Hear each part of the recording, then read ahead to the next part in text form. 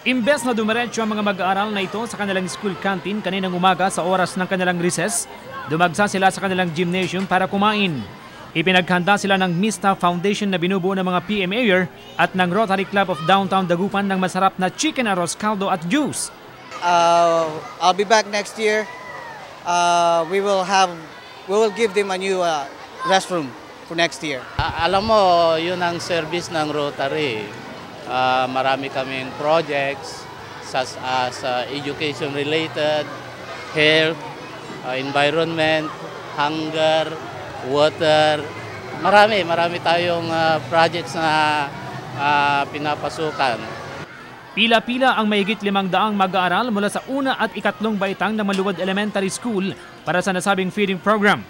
Bakas ang kasiyahan sa mukha ng mga bata habang ninanamnam ang masarap na arroz caldo. Masarap ba yan? Opo. Anong lasa? Arroz caldo, kuya. Maraming salamat sa nabigay sa akin ng arroz caldo. Anong lasa niyan? Gayabano. Ha? Gayabano. Masarap? Opo. Masarap. Labis naman ang pasasalamat ng pamunuan ng paaralan sa umano'y pagbaba ng mga anghel sa lupa.